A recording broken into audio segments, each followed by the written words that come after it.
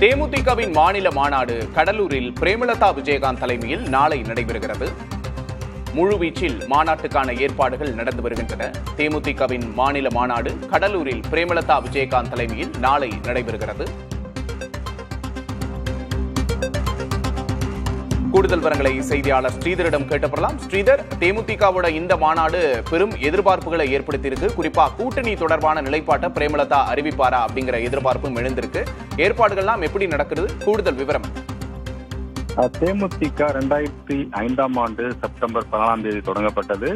அப்போது தொடங்கும் போது மிகப்பெரிய எதிர்பார்ப்பு இருந்தது, எந்த தாக்கத்தை ஏற்படுத்த போகுது என்று. ஆனால் அந்த தாக்கத்தை 2011ஆம் ஆண்டே மிகப்பெரிய அளவில் ஏற்படுத்தினார்.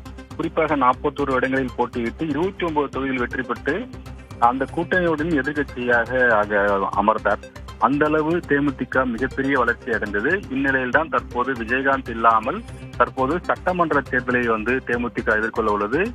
அது மட்டும் இல்லாமல் தற்போது கடலூர் மாவட்டம் பேப்பூர் அருகே பாசார் என்ற இடத்தில் மிகப்பெரிய அளவில் தேமுதிக மாநாடை ஏற்பாடு செய்வது. குறிப்பாக மக்கள் உரிமை மீட்பு மாநாடு 2 என்று நடைபெற உள்ளது. இதற்கான ஏற்பாடை மிகப்பெரிய அளவில் செய்து வருகிறார்கள். கிட்டத்தட்ட 3 மாதமாக இதற்காக திட்டமிடல் ஏற்படுத்தப்பட்டு இந்த மேடை அமைக்கப்பட்டு வந்தது. குறிப்பாக நாம் கழுகு பார்வை காட்சியை பார்த்துக் கொண்டிருக்கிறோம்.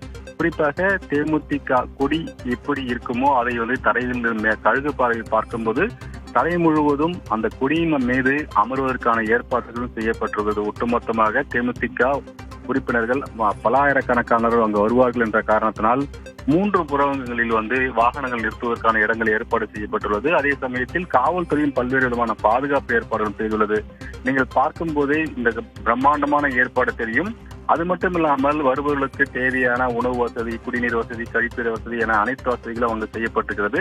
2:45 மணி அளவில் தேமுதிக மாநாட்டுக்கு வரும் பிரேமலதா விஜயகாந்த் அவர்கள் அந்த கொடியை ஏற்கிற கழக கொடியை ஏற்றி மாநாட்டை தொடங்கி வைக்கிறார். அதன் பிறகு பல்வேறு விதமான கலை நிகழ்ச்சிகள் நடைபெற உள்ளது. இந்த கலை நிகழ்ச்சிக்கு பிறகாக 6 மணிக்கு பிறகு மேடையில் முக்கிய நபர்கள் பேச தொடங்குவார்கள். கிட்டத்தட்ட 7 மணி அளவில் பிரேமலதா விஜயகாந்த் பேசுவார் என்று எதிர்பார்க்கப்படுகிறது.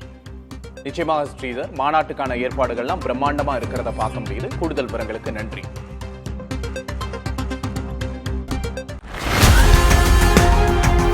ஆனால் பறக்கும் மேடை பேச்சுகள், பரபரக்கும் செய்தியாளர் சந்திப்புகள், எடிட் செய்யாத முழுமையான பதிவுகள், எவ்வித இடையூறும் இல்லாத நேரலைகள், புதிய தலைமுறை டிஜிட்டலில் இருந்து புதிய படைப்பு PT Uncut.